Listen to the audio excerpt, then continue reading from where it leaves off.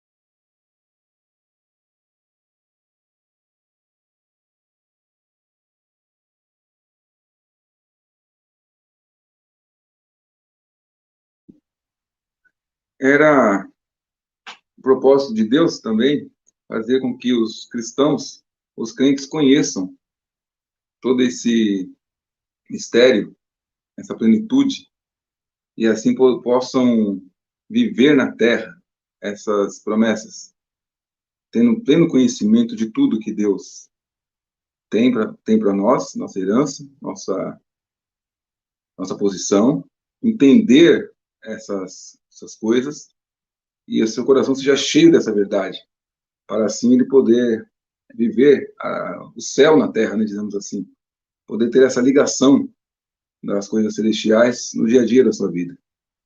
E esse entendimento, sabendo de forma correta, né, essas coisas, as separações das famílias no céu, os propósitos de Deus, saber o que é a igreja, o que é Israel, os santos do Antigo Testamento, os salvos pela fé em Cristo Jesus, que formam a igreja, as crianças, né, que morrem, também fazem parte das famílias no céu, não a igreja, mas estão em outra posição.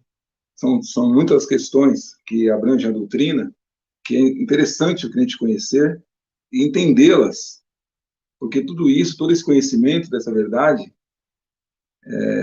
traz luz e clareza para muitas questões que são dúvidas e trazem sofrimentos para muitos irmãos até. Coisas que algum espertalhão até pega, né, para fazer, criar uma doutrina, criar uma religião, por não conhecer da forma correta o tamanho desse mistério, né? E ter um entendimento claro das coisas do Senhor. Então, Efésios também nos dá essa luz, conhecer a plenitude, né, de toda essa obra e entendê-la. Claro que nós estamos sempre aprendendo um pouco mais, mas corremos, né, para estar sempre crescendo nesse conhecimento e na graça, para podermos nos encher cada vez mais das verdades de Deus em nossa vida e, através disso, termos força e saber tomar decisões, sermos guiados pelo Espírito Santo, pela verdade que temos. Por enquanto, até aí.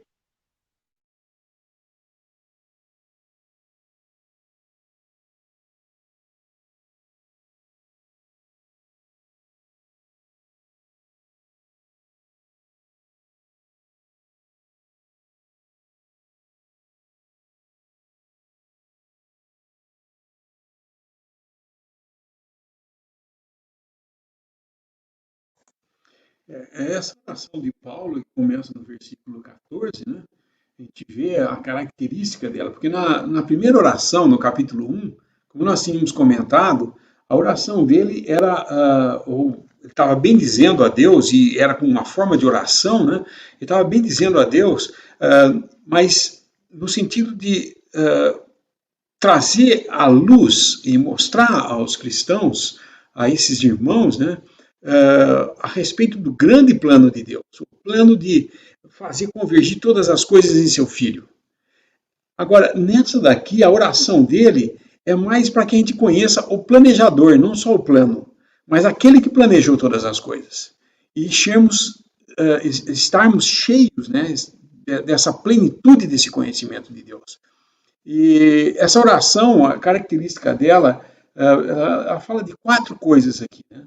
Todas elas nós vamos ver que tem uma expressão em 3, fala para quê e uma fala a fim de, ou a fim de quê. Mas é no sentido de o porquê que ele estava orando. Ele estava dizendo o porquê dessa oração. E ele fala desse pedido, dessa segunda oração, na primeira ele fala no versículo 16. Olha, vou começar do 14. Por causa disto me ponho de joelhos perante o Pai de nosso Senhor Jesus Cristo, do qual toda a família nos céus e na terra toma o nome. Então, como o irmão estava falando, ele está falando de toda a família nos céus e na terra. Isso inclui os santos do Velho Testamento, inclui as crianças antes da idade de ter mais entendimento, né? O período de uma criança que ainda está na sua, se eu posso chamar, inocência, né? O período de inocência da criança. Apesar disso, dizer que o período da inocência dela não quer dizer que ela é livre de culpa e de pecado. O pecado existe nela no nascimento, mas por causa da idade, da consciência do que ela tem, ela ainda não é imputado a ela esse pecado, e logicamente uma criança que morre antes de completar essa idade do entendimento, da consciência, ela é considerada da família de Deus, né? Mas isso seria outro assunto, né? Nesse capítulo, então, a primeira coisa, ele fala no versículo 16, para que, segundo as riquezas da sua glória, vos conceda que sejais corroborados com poder pelo seu Espírito no homem interior. Segundo as riquezas da sua glória, ele queria que nós fôssemos fortalecidos, corroborados, fortalecidos, enchidos de poder, com esse poder dele mesmo, do Espírito de Deus no homem interior. Colocar em prática esse mistério que nós recebemos, ao qual nós somos chamados, né? Era necessário uma força espiritual, que nós fôssemos espiritualmente fortalecidos. Ele não ora para que nós tivéssemos essa força exposta exteriormente, na forma de coisas que nós fazemos, ou como nós vemos hoje em muitas denominações, né, expressões de poderio, né, seja ele na forma de achar que por falar línguas isso é mais poderoso, ou que recebeu o batismo e desceu o fogo dos céus, essas coisas. Mas é no homem interior, é uma coisa interna. É o Espírito Santo em nós, nos mostrando essas coisas e nos dando forças para entendermos esse mistério. O segundo, ele fala no 17, para que Cristo habite pela fé no vosso coração.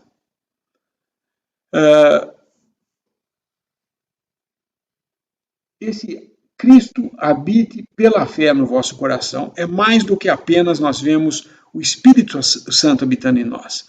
Mas, uma vez nós temos a força e o poder do Espírito Santo para nos dirigir, nós aprendemos sobre qual o lugar que nós temos em Cristo Jesus. Não é apenas a questão de ter o Espírito Santo, mas aonde nós estamos agora. Por esse amor, essa graça de Deus e nesse mistério revelado a nós, onde Ele nos coloca? Em Cristo Jesus. É o próprio lugar do Filho diante do Pai. Por isso tem um versículo anterior que fala, fomos aceitos no amado. Porque a nossa posição em Cristo Jesus é Deus olhando para nós e vendo-nos em Cristo Jesus diante dele. Não em nossos pecados, esses foram tratados na cruz. Não em nossas fraquezas, essas são tratadas em Ele fortalecendo-nos pelo Espírito Santo. Mas vemos a nós mesmos na posição em que Cristo agora está como homem ressuscitado. Isso daí é Cristo habitando pela fé em nosso coração.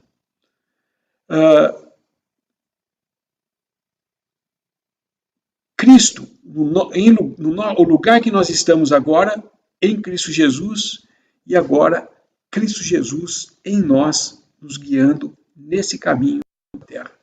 Então não é só o plano. Qual era o plano? Que agora nós, como cristãos, estamos nessa posição, em Cristo Jesus. Qual é a oração, a segunda oração?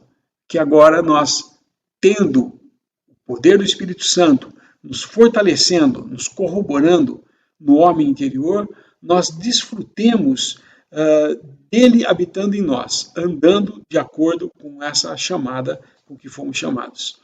Ou seja, tudo aquilo que passa no nosso coração, os desejos, as vontades, tudo que nós precisamos, que seja sempre pensando que estamos em Cristo Jesus.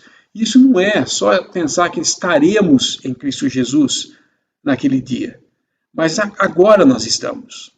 Apesar da carne ainda estar aqui como um empecilho, apesar de nós ainda termos a velha natureza constantemente em conflito com essas coisas, porém, Cristo Jesus, por sua obra, em nós habitando. Então, a oração dele era para que Cristo habite pela fé no vosso coração. Não é só nós em Cristo lá nos céus, mas ele habitando em nós também. A terceira coisa que fala aqui, para que, ou a fim de que é no versículo 17 mesmo, para que, ou a fim de que, estando arraigados e fundados em amor, poderes perfeitamente compreender com todos os santos qual seja a largura, o comprimento, a altura e a profundidade. Isso é uma ampliação da nossa capacidade para aquilo que é divino. Não é apenas compreender, como diz aqui no versículo 18, porque compreender, nós não compreendemos totalmente, porque compreender envolve tudo, nós englobarmos tudo, mas é empreender, apreender. Apreender é conhecer em parte, é você tomar aquilo que você sabe e viver daquilo que você sabe. Veja, no Darby, ele fala, para que possamos estar totalmente aptos a apreender com todos os santos qual é, aí ele fala das dimensões. Um detalhe aqui que nós precisamos falar. Essa passagem que fala de largura, comprimento, altura e profundidade, muitos cristãos falam como sendo conhecer ou entender a largura, o comprimento do amor de Cristo. Mas isso aqui não é porque o amor de Cristo não tem altura, não tem profundidade, não tem nada disso. Ele é muito maior do que nós podemos compreender. Mas apreender a largura, o comprimento e tudo isso que nós estamos vendo aqui, não do amor, porque vai além disso. Ele diz aqui a respeito do entendimento de que aquilo que é mais do que o amor, aquilo que o amor planejou para nós, é nós entendermos o que Deus tem para nós. Ou seja, é compreender ou empreender a largura, o conhecimento, a altura e a profundidade da glória de Deus manifestada em Cristo Jesus. Isso que nos leva nessa oração a entender o que ele queria com isso. A oração de Paulo é a fim de que nós, no versículo, voltando lá no 17, a fim de, estando arraigados e fundados em amor, poderes perfeitamente compreender com todos os santos qual seja a largura, o comprimento, a altura e a profundidade, e conhecer o amor de Cristo, que excede todo entendimento, para que sejais cheios de toda a plenitude de Deus. Isso está dizendo a respeito da glória de Deus que há em Cristo Jesus para nós. É muito mais do que nós podemos compreender, mas ele ora para que nós apreendamos, ou seja, agarremos aquilo que sabemos, o que nos é revelado. E, finalmente, ele fala um quarto para quê? Para que sejamos cheios da plenitude de Deus. Está no versículo 19. Exceto para que sejais cheios de toda a plenitude de Deus. Esse é o objetivo da oração dele. Que todas essas quatro coisas fossem completas em nós. O caráter de Deus para nós é de tal maneira manifestar para nós todo o seu amor e a sua glória para nós, para que nós possamos louvar a Deus pelo que Ele é, sabendo que essa posição que temos em Cristo Jesus e que temos esse poder de Deus em nós para nos capacitar a andar nesse caminho, nós possamos glorificar a Deus e manifestar essa glória ao mundo. Então é uma oração mais complexa do que apenas parece que era uma oração apenas para que a gente conhecesse a profundidade, a altura do amor de Cristo. Isso nós não vamos nunca alcançar o que o amor de Cristo fez por nós. É muito mais do que nós podemos compreender. É muito mais do que nós podemos, no versículo que fala, excede todo entendimento. Nós não podemos entender o amor de Cristo. Não podemos. Nós não conseguimos. Mas a oração dele era para que a gente crescesse no conhecimento e no entendimento, na apreensão dessa glória de Deus manifestada em seu Filho Jesus. Só até aí.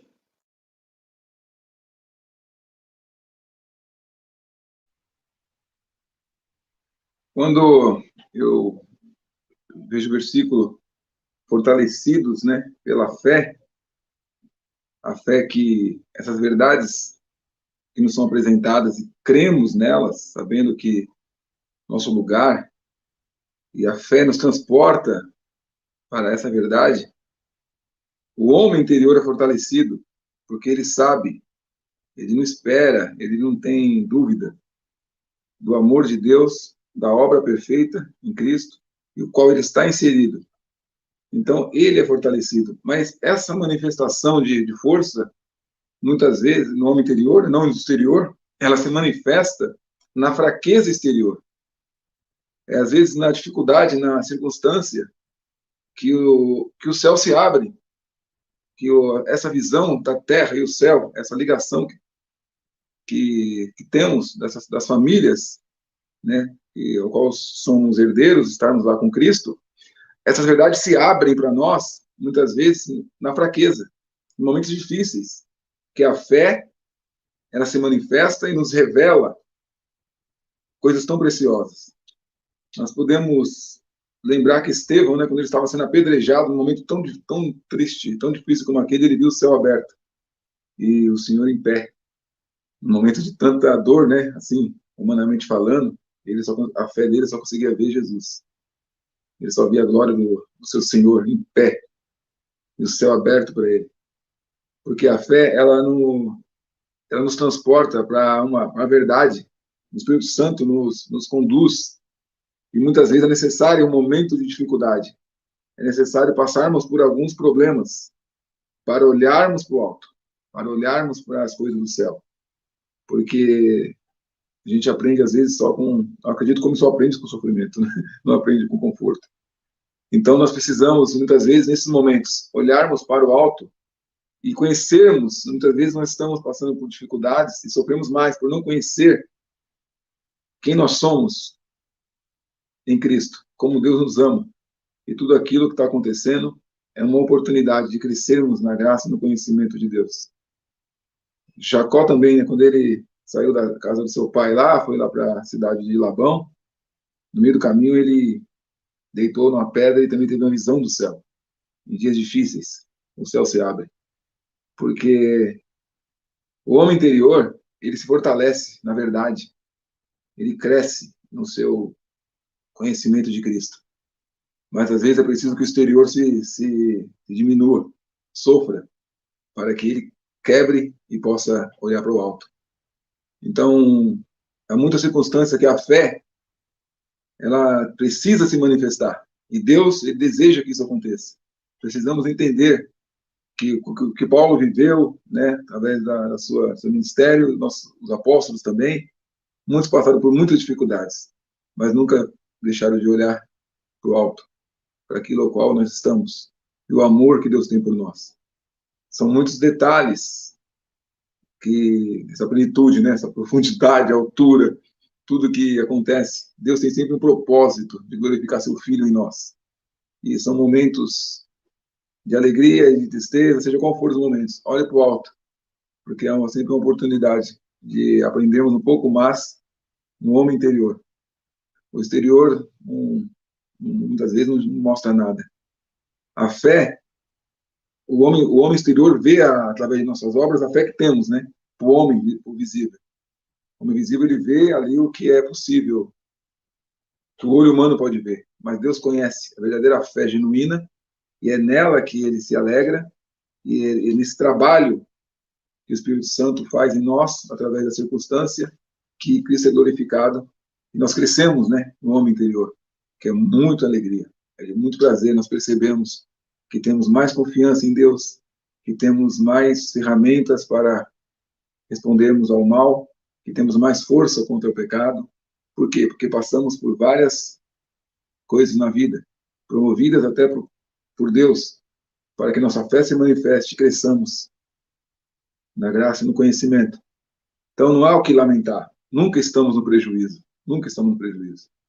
Conhecer a Cristo e as suas verdades sempre nos leva para algo mais excelente, para coisas grandes no céu, coisas que nos fazem regozijar todos os dias, ainda que o exterior esteja muito triste, muito abatido. Estamos sempre fortes pela fé na promessa e naquilo que Deus é e como Ele nos ama. O irmão Bill, ele fala assim que o crente é uma pessoa na presença de Deus, né? Deus amando ele e ele amando a Deus. Então é algo que muito sublime e devemos todos os dias estar olhando para o alto. Sabemos que somos dessa família, a família de Deus.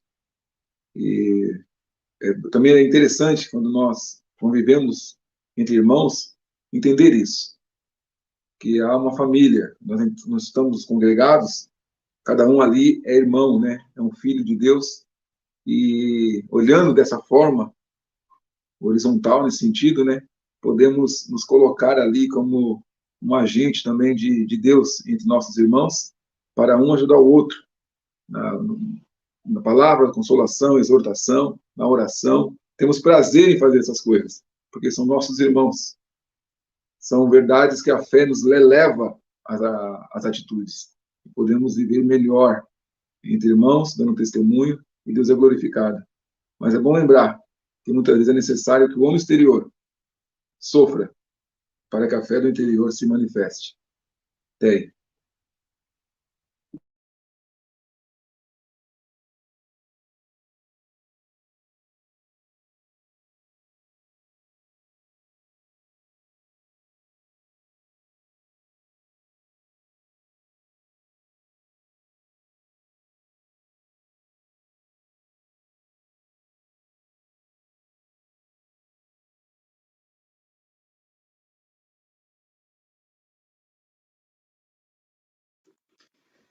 Nós vemos que essa oração de Paulo, que ele começa no versículo 14, ela tinha o propósito de pedir a Deus que houvesse o fortalecimento no homem interior, pedia que nós tivéssemos entendimento do que era a habitação de Cristo em nosso coração, para que ele habitasse em nosso coração, para que nós apreendêssemos o que era a glória de Deus no sentido do que envolve em relação à plenitude de Deus em nós, para que nós pudéssemos andar de acordo com a atual dispensação, administração das coisas aqui na Terra.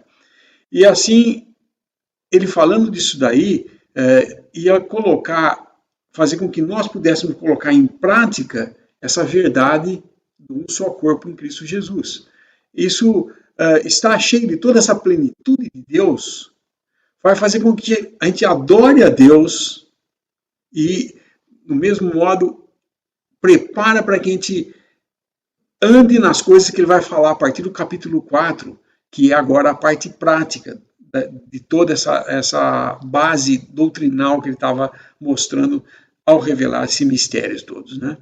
E eu acho que aqui a carta de Paulo chega no ponto mais alto que pode existir, porque ele está falando da glória de Deus no sentido de compreender a largura, comprimento, a altura, a profundidade da glória de Deus em Cristo Jesus, da qual nós participamos agora pela fé, sendo fortalecido pelo Espírito Santo, a habitação do Espírito de Cristo em nós e o agarrar, o tomar posse de toda essa glória que envolve tudo isso. E então, ele só pode fazer o que ele faz aqui. Ele acaba com o que a gente chama de doxologia. Ele praticamente começa a louvar a Deus no final dessa oração, porque ele fala aqui no versículo 20, ora, aquele que é poderoso para fazer tudo muito mais abundantemente, além daquilo que pedimos ou pensamos, segundo o poder que em nós opera. A esse seja a glória na igreja, por Jesus Cristo, em todas as gerações, para todo sempre. Eu confesso que esse versículo aqui, 20, eu li isso aí no prisma de nós pedindo alguma coisa e Deus sendo aquele que respondia às nossas orações de um modo muito mais abundantemente além daquilo que tínhamos pedido. Mas isso é verdade. Nós pedimos e nós não somos tão incapazes que nem pedir nós sabemos pedir direito. Essa é a verdade, né? Quando nós oramos, nem orar nós sabemos orar direito. Nós oramos limitados na nossa fraqueza como ser humano. Mas Deus é suficiente. Porém, aqui, exatamente nesses 2 versículos aqui, Paulo não está falando de oração. Ele está falando, na realidade, aquele que é poderoso para fazer tudo mais abundantemente, além daquilo que pedimos ou pensamos. Ele está dizendo o seguinte: se Deus pedisse para nós pedirmos e pensarmos alguma coisa, seria sempre muito menos do que aquilo que Ele realmente tem para nós. Ele está dizendo, a nossa compreensão do que Ele fez por nós, do que Ele faz por nós, é sempre aquém do que realmente Ele faz. Porque tudo que nós pedimos ou pensamos, Ele tem mais ainda para nós. Não é só o que nós estamos pedindo, Ele tem mais para dar. Então, Ele não está dizendo aqui que aquilo que nós pedimos e pensamos, Ele dá a mais. Isso é verdade. Mas preste atenção, Ele está falando, ora, aquele que é poderoso para fazer, não para responder às suas orações, mas para fazer tudo muito mais abundantemente além daquilo que pedimos ou pensamos. Ou seja, tudo que você pensa de Deus, Ele é mais ainda. Ele é mais ainda, viu? Ele tem mais do que nós pensamos. Ele supera a nossa capacidade. Apesar de que Ele pede aqui para que nós sejamos corroborados com todo o poder, mesmo corroborados com todo o poder, ainda tem mais do que Ele pode, mesmo estando no Espírito, com Cristo habitando em nós, e com toda a apreensão dessa glória que há em Cristo, nós estamos sempre aquém do que realmente Ele é, porque Ele é muito mais do que nós pensamos. Então, essa oração de Paulo termina assim por causa exatamente desse pensamento que esses 2 versículos trazem. A esse, glória na igreja, por Jesus Cristo, em todas as gerações, para todo sempre. Ou seja, essa é a razão de por que Ele, antes da fundação do mundo, nos escolheu. Para sermos um vaso, a criação de Deus, de uma igreja que vai manifestar a glória muito mais além, como diz aqui, ele usa 5 coisas. Porque eu posso falar, quando eu quero incentivar a grandeza do negócio, eu falo muito mais do que isso. Eu uso 2, no máximo, às vezes 3. Muito mais além disso. Mas ele usa 5. Ele fala, ele é poderoso para fazer tudo muito mais abundantemente além. Porque é quase que inacessível para nós tudo que Deus é. E Ele está falando, vocês foram chamados para manifestar isso. A Ele seja a glória na igreja, por Jesus Cristo, em todas as gerações, para todos sempre. Porque é a igreja, é pela igreja que Ele vai manifestar essa glória. Gente, esse é o mistério que Ele falou no capítulo 1, de glorificar em seu Filho por meio desse corpo que Ele formou aqui na terra, que é a igreja. Olha a nossa vocação, gente. Olha para o que nós fomos chamados. Olha a altura, a profundidade. Olha a largura e o comprimento dessa glória que Ele, por sua soberania, escolheu a nós antes da fundação do mundo, para que nós hoje manifestássemos agora, aqui na terra, como o corpo de Cristo, estando reunidos somente ao seu nome e não conectado a nenhum nome a não ser o de Cristo, porque é o único nome ao qual nós devamos estar assim reunidos, e é o nome que nós guardamos aqui na terra, e não negamos esse nome, e guardamos ainda em fraqueza, mas vamos também no milênio manifestar essa glória. Essa oração de Paulo termina com essa doxologia, aquele que é poderoso para fazer tudo, muito mais, abundantemente, além daquilo que pedimos ou pensamos. Ele excede o nosso entendimento. Segundo o poder que em nós opera, esse poder que ele pediu que nós fôssemos corroborados. A esse, glória na igreja. E fala de glória na igreja, não só agora, mas, deixa eu voltar aqui, eu bati aqui. Glória na igreja por Jesus Cristo em todas as gerações, para todos sempre. A igreja de Deus, aquela que ele escolheu como noiva de Cristo, que ele está preparando para apresentá-la imaculada, sem mancha, ela vai manifestar essa glória. E nós, aqui agora na terra, temos que andar de acordo com essa vocação a que fomos chamados. Nós fomos escolhidos desde antes da fundação do mundo para andarmos aqui agora. Quando nós olhamos isso aqui e entendemos o que Paulo está explicando aqui, o que o Espírito Santo está dirigindo Paulo a falar para nós, para que nós tenhamos entendimento dessas coisas, nos leva a pensar o quanto falhamos como testemunho aqui na terra. Mas não no sentido de desanimarmos, falhamos, então vamos estar perdido tudo. Não, não está não, porque ainda podemos, mesmo em fraqueza, manter um testemunho aqui na terra que reúne ao seu único nome, o nome verdadeiro, o único nome por quem interessa que sejamos salvos, o único nome pelo qual nós devemos nos identificar, reunidos ao nome de nosso Senhor Jesus Cristo. E nesse andar, essa vocação que fomos chamados, ele vai começar a tratar agora, no capítulo 4 todo, a respeito de andar de acordo com a vocação a que fomos chamados. É o conselho de Deus, o eterno conselho de Deus, de nos chamar antes da fundação do mundo, para que agora, em seu Filho, nós, tendo sido escolhidos nele, pudéssemos estar adequados para participar de tudo isso, que é acima do nosso entendimento, muito mais além daquilo que pedimos ou pensamos. A ele seja toda a glória.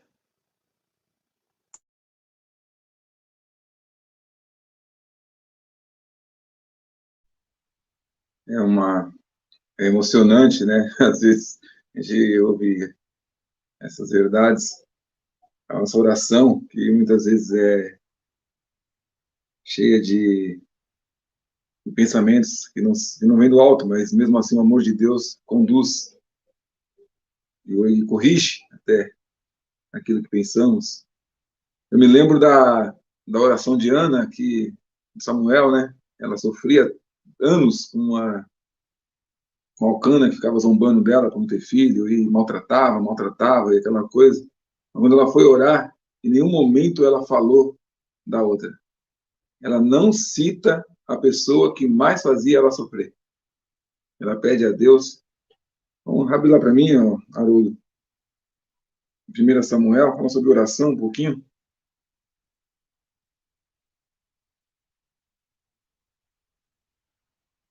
1 Samuel, capítulo 1, a oração de Ana, ela pede para Deus ser bondoso com ela. É o versículo 11. Mas ela não fala da sua aflição, de quem causava tanta aflição para ela, que era, acho que Alcana, né? Alcana era o nome aqui.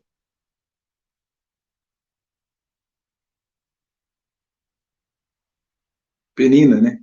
Fazia ela sofrer, mas ela ora, ela não lembra, não fala da pessoa. Olha, essa pessoa aqui, pai, olha para esse homem mau, para essa pessoa má que está me fazendo sofrer. ela nem cita, sendo a responsável pelo seu sofrimento, né? Digamos assim, ela não cita isso. Ela ora pedindo a bondade de Deus para a sua vida. Ela não coloca a Penina como alguém que precisa ser corrigida, ou que precisa ser mudada, ou que precisa para que ela consiga viver. Ela pede a Deus bondade na sua vida. A oração de que a fé conduz, né? Ela não se coloca ninguém na sua frente como responsável pelo seu sofrimento. Ele olha para Deus, o amor de Deus, para quem Deus é, para aquilo que somos. E é nessa condição que nosso coração se dirige a Deus. Não é procurando pessoas para culpar ou se fazendo de vítima, mas olhando para a graça divina, nós dirigimos a Deus sabendo que somos muito falhos, né? E algumas coisas que acontecem em nossa vida é de nossa própria responsabilidade. Mas Deus é misericordioso. E é importante entendermos que as coisas que acontecem, muitas vezes são para isso mesmo, né? Para nos levar a Deus. E na nossa oração, não vai ter inimigo, homem, pessoas. O homem natural, quando ele está de joelho, ele é porque ele perdeu, né? Ele está derrotado, está de joelho, está humilhado. Um crente de joelho começou uma batalha. E com certeza ele vai vencer. A vitória é certa. Agora, há duas visões, né? De um homem de joelho. O homem natural perdeu. O espiritual está lutando. É assim que olhamos, irmãos. Lutamos com as armas espirituais, não contra a carne, contra o sangue. Porque somos de uma família celestial. Então, nossas expectativas, como o irmão Lineu falou, são de uma vida que olha para essas riquezas, para esse conhecimento, a glória de Cristo, na obra de Deus em Cristo, no qual participamos. E nosso coração, nessas verdades, nos guiam para olhar para as coisas desse mundo e colocar no seu devido lugar, diante de nós, né? E diante de nossas atitudes, não deixando entrar em nosso coração. Então, é um fortalecimento do homem interior, que nos ajuda até nas orações, até nos pensamentos, a viver de uma forma que Cristo é glorificado. Pode ninguém estar vendo, mas nós temos a alegria, porque a alegria do Senhor é a nossa força, né? Estar alegrando o Senhor, tendo essa oportunidade, embora tão falho que somos, como o irmão disse, podemos estar sempre na posição, né? Firmes, para que, de alguma forma, fracos ou não, podemos dar testemunho de algo tão precioso. Que Deus tenha misericórdia de nós e nos ajude todos os dias. Porque falhamos. Nos ama e é poderoso para fazer muito mais daquilo que pensamos. Até aí.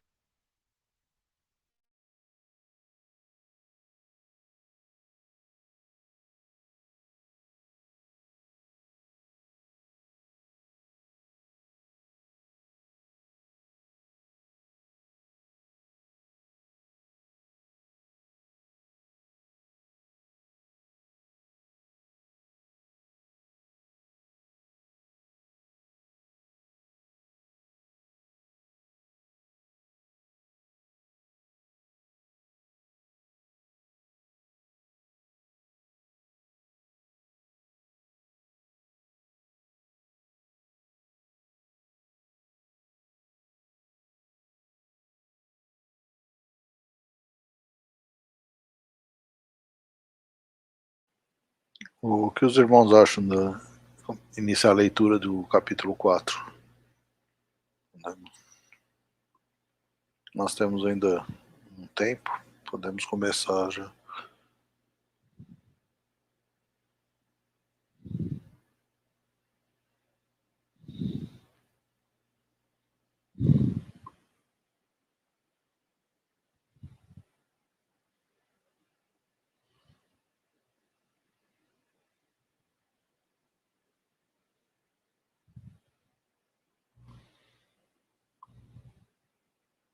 Seria próprio, irmão, por causa do tempo, né? Nós vamos ler, mas talvez não dê. Tem mais 15 são minutos. 15 minutos. Podemos, talvez, ler... Tem alguma pergunta no chat? Tem, mas não é relacionada ao assunto.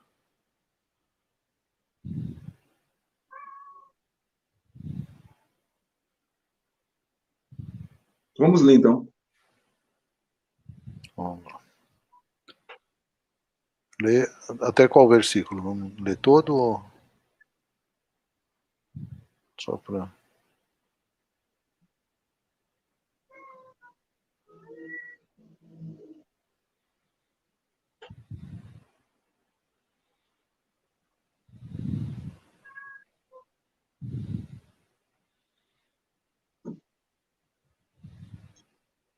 Então, seria 1 Até o 16? ao 16, né? Pelo menos é uma... É a primeira parte aqui. 1 ao 16. Então, vamos à leitura, então. Efésios 4, versículo 1, a partir do 1. Deixa o microfone.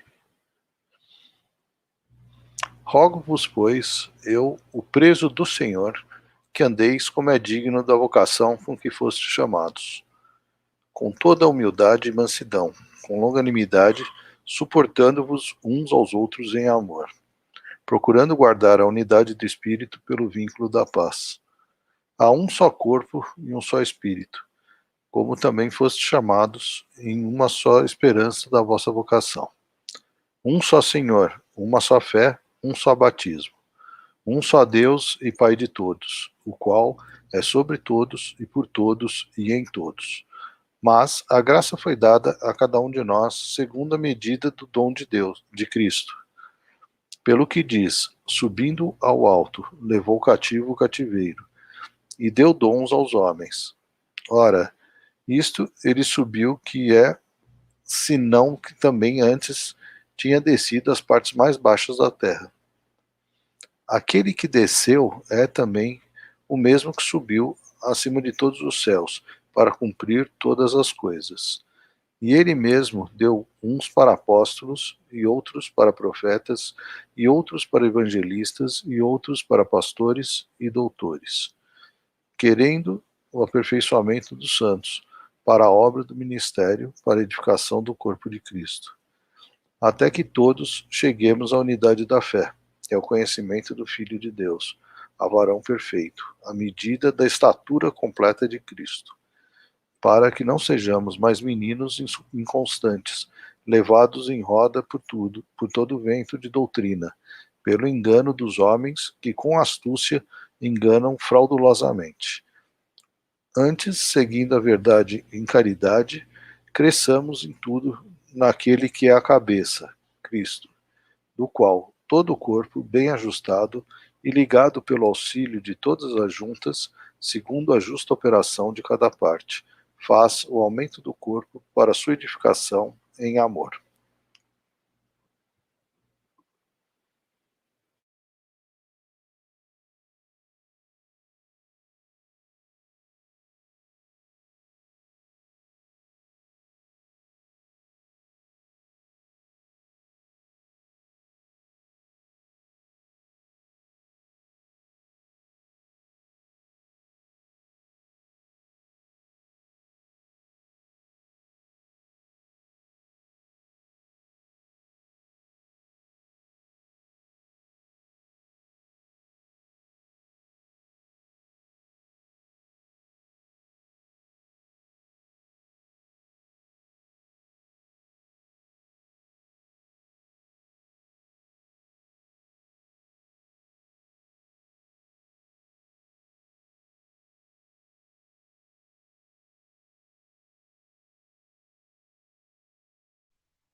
Falando agora de assembleia, né? Agora nós vamos descer um pouquinho, sair no sentido do céu, agora falar um pouco da nossa parte como assembleia, como essas verdades nos influenciam. Na verdade, devem nos guiar também, né? Agora, em relação à assembleia, sabendo que tudo que somos, né? Como já falamos, na prática, como deve ser nossa vida como assembleia. Do capítulo 4, vai começar a colocar essas verdades agora na prática.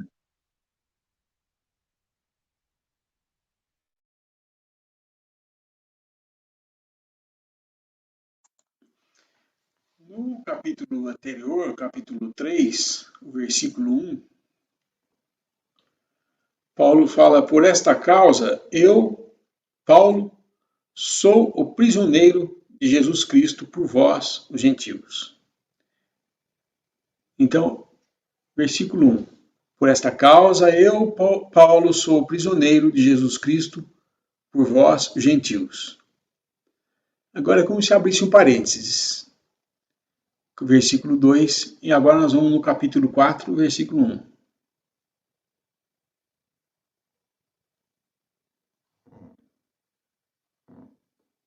Rogo-vos, pois, eu, o preso do Senhor. Então ele volta no assunto que ele tinha parado no versículo 1. O versículo 2 até o fim do capítulo 3, ele fez como que um parêntese mostrando a autoridade sobre o que ele estava falando, a sua autoridade em falar dessas coisas, desse mistério. E agora ele volta então falando: rogo-vos, pois, eu, o prisioneiro do Senhor, como eu estava falando no versículo 1 do capítulo 3, basicamente ele está falando isso, né? Que andeis como é digno da vocação com que fosse chamados. Porque no capítulo 3 ele estava preparando o terreno para dizer o como devíamos andar segundo essa vocação a que fomos chamados. Porque era a base de tudo. Porque nesses 3 primeiros capítulos dessa carta, ele estabelece tudo aquilo que diz respeito ao que ele estava revelando como mistério.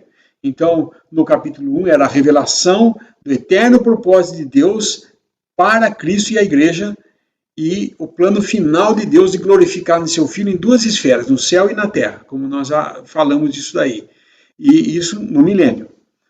Através desse vaso especial formado aqui agora na igreja. No capítulo 2, ele fala da obra de Deus nesse tempo agora, formando esse corpo, chamando e formando esse vaso de testemunho, que ele vai acabar tornando ele pronto para entregar como noivo a Cristo e realizar seu objetivo em, unindo com Cristo, voltar para depois então manifestar essa glória. Esse capítulo 4, ele vai tratar agora desse período do tempo atual em que Deus está preparando as coisas para o milênio. E isso envolve o nosso andar aqui na terra, como testemunho aqui na terra. Por isso ele fala: rogo-vos, pois eu, preso do Senhor, que andeis como é digno da vocação com que fostes chamados. E aí ele mostra como fazer isso. Com toda a humildade, mansidão, longanimidade, suportando-vos uns aos outros em amor, procurando guardar a unidade do Espírito pelo vínculo da paz. Aqui ele vai tratar de uma coisa que é o que a gente chama das 3 esferas de responsabilidade do cristão. As 3 esferas: a assembleia, a esfera da profissão cristã no mundo e a esfera doméstica do nosso lar aqui na Terra. Isso envolve todas as pessoas, porque todo ser humano tem uma família, veio de alguém e constitui alguma família ou tem uma família. E isso envolve, então, todos como uma esfera mais externa. Eu creio que isso aí vai pelo menos uma reunião inteira ou mais para a gente ir, ou talvez umas 3 reuniões, uma para cada esfera, né, de tudo que vai ser falado nesse capítulo 4, porque é muito rico em informação, esse capítulo 4, do nosso estado atual como testemunha aqui na Terra. Essas 3 esferas é fundamental nós entendermos do que ele está falando, o que significa a unidade do Espírito no vínculo da paz, o que significa há um só Senhor e um só batismo, uma só fé e um só batismo, o que significa um só Deus e Pai de todos, sobre todos, há um só corpo, um só Espírito. O que significa todas essas coisas? Essas são as diversas esferas que nós iremos ver. Mas o importante é nós vermos aqui, ele começa a colocar as bases de andar do modo digno da vocação a que fomos chamados. Essa vocação é o que nós falamos no finalzinho do capítulo 3. Manifestar a glória de Cristo nesse vaso que ele está preparando aqui na terra agora para essa manifestação futura também. Mas hoje nós também já manifestamos. Nós temos a responsabilidade de manter, como ele fala já no versículo 3, guardando a unidade do Espírito pelo vínculo da paz. Guardar a unidade do Espírito é uma coisa que nós temos que fazer. A unidade do corpo, essa nós não conseguimos mexer nela. Isso quem preserva é Deus. A unidade do corpo. Somos um só corpo. Isso cabe a Deus. Não é nós que mantemos esse um só corpo.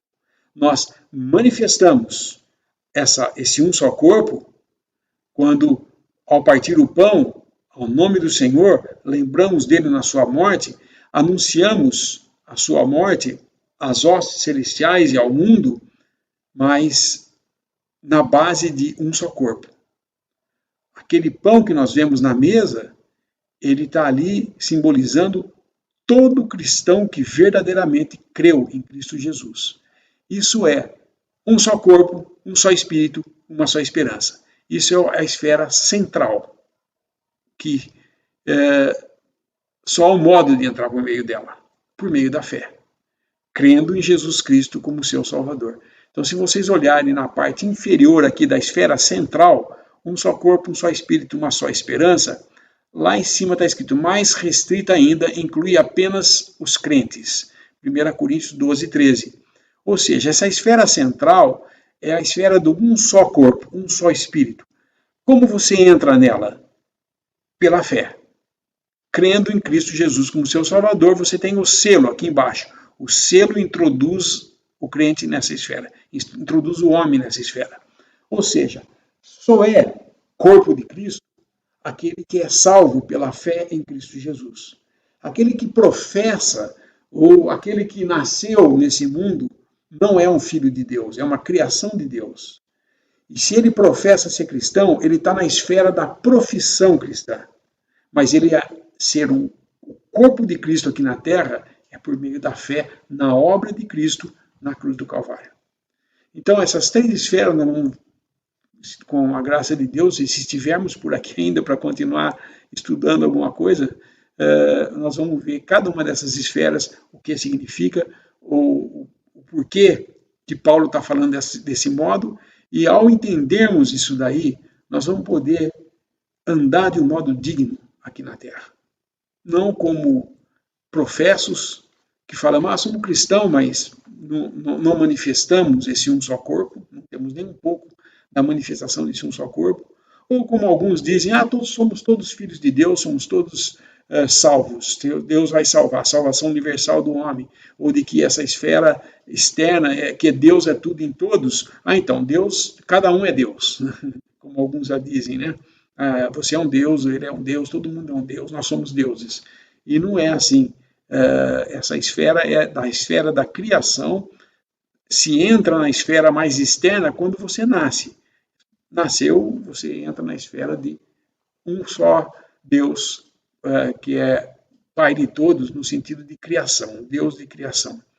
Quando você professa ser cristão, mas ainda não recebeu a Cristo como Salvador, você fala, meu pai é crente, ou minha família é toda cristã, então eu sou um cristão também porque minha família mas você não tem muita convicção do que está falando, você está na área da profissão. E o círculo mais central é pela fé mesmo, só por fé que você entra lá.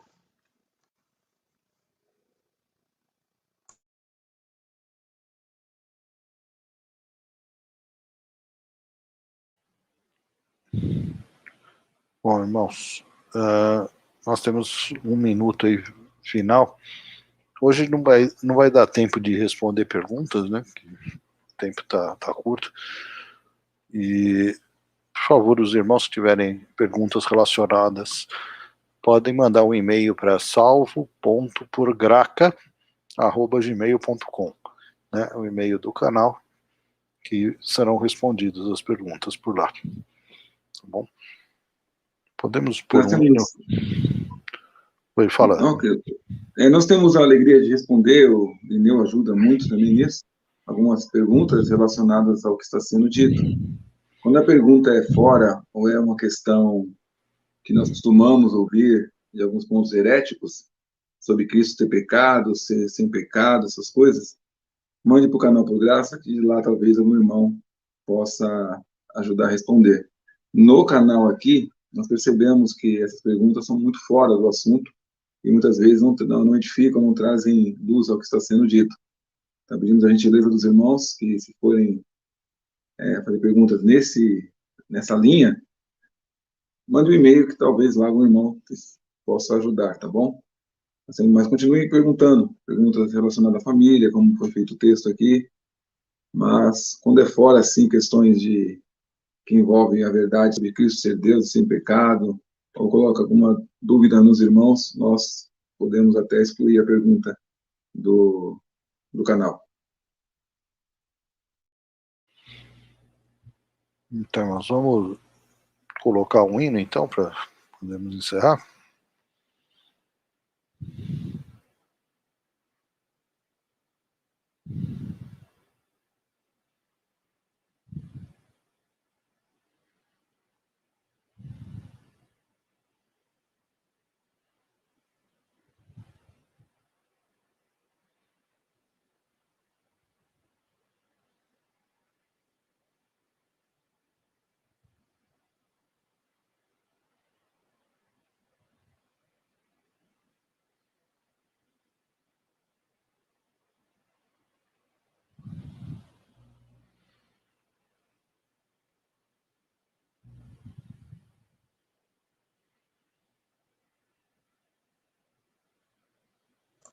Tem Hino alguma sugestão? 64.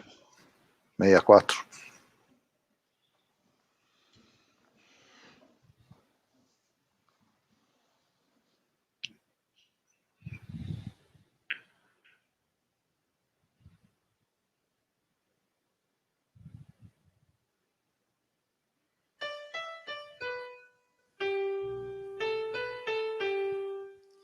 Cristo exaltado na eterna glória, teu nome digno vamos louvar. Celebraremos tua memória, o fiel Cordeiro que te salvar. Senhor bendito, divino Mestre, tu te entregaste para abençoar. Tantas bênçãos que tu nos deste, em teu louvor queremos cantar. Deus tão formoso e perfeito homem, lá no Calvário foste morrer. Oh, quantas almas já hoje podem ter paz eterna e louvar o teu ser. Senhor bendito, divino Mestre, tudo entregaste para abençoar.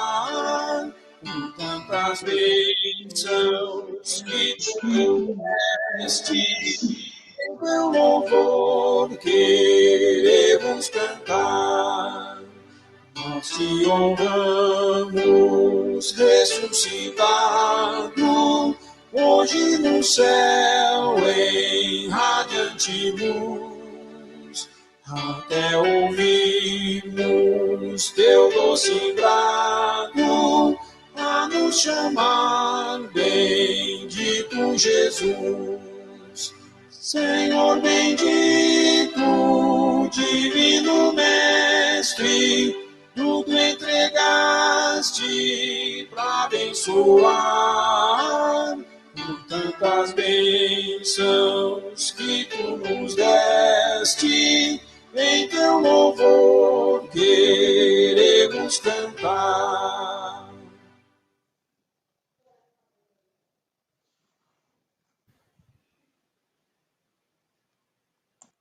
Boa noite, então, irmãos. E, o Senhor permitindo, na sexta-feira nos vemos. Você pode dar gás para a gente encerrar, Reinaldo, por favor? Deus, nosso Pai, te agradecemos por essa noite, que se comemora o Dia das Mães, pedindo tua graça e misericórdia, Pai, nossas mães, aquelas que creem no Senhor, que sejam guiadas pelo teu Espírito, no cuidado da casa, do lar, da família, e aquelas que ainda, Pai, não conhecem a verdade, possam ouvir o Evangelho e crer no Senhor Jesus, serem salvas e desfrutarem da certeza dessa salvação. Te damos graça por tudo que aprendemos, ouvindo a tua palavra, através dessa ferramenta, de vários canais de nossos irmãos, espalhados pelo Brasil. Sabemos, Pai, que a tua graça e misericórdia que nos concede essa bênção, de podermos desfrutar, de conhecer cada dia mais de teu Filho. Celebramos no coração muito alegre cada dom manifestado, cada irmão, cada família, nos céus, né, que o qual temos, teremos na eternidade, e aqui na terra também, Pai. Nossos irmãos, congregações, quantas alegrias que temos de estarmos juntos, unidos, dando testemunho dessa glória bendita do teu Filho. Agradecemos por tudo isso, em nome do nosso Senhor Jesus Cristo. Amém. Amém. Boa noite, irmãos. Uma boa semana a todos e, o Senhor permitindo, nos vemos na sexta-feira.